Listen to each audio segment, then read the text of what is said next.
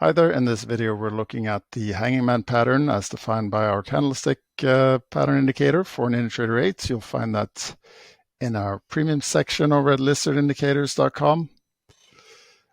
A hanging man is a bearish pattern with a long lower shadow and with little or no upper shadow, in addition to a small body forming near the bar high.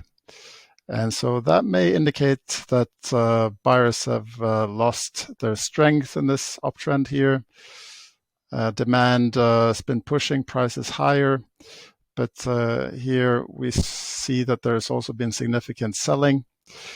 Still, buyers managed to drive prices to close near the open, but this initial sell-off could indicate that the price has peaked.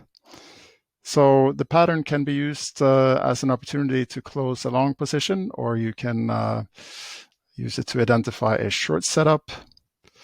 Again, you need this pattern to occur during a uptrend. The prior bar is an up close or a small body bar.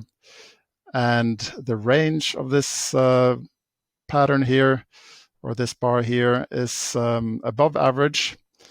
Again, with a large lower shadow, should be X times larger than the body size. By default, we'd set this to a factor of 3.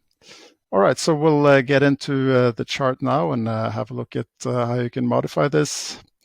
We see the hanging man pattern identified during uptrends, and what I mentioned with minimum shadow to body ratio can be set here.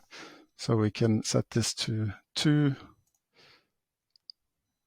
Didn't change anything in what we see on the chart, but if you pay attention to the occurrences here, 152, and set this to 3 again, this is obviously a more restrictive definition, so we need a larger shadow. So now we have reduced the occurrences to 122, and we also see the expectancy, statistical expectancy after 3 bars, 5 bars, and 10 bars.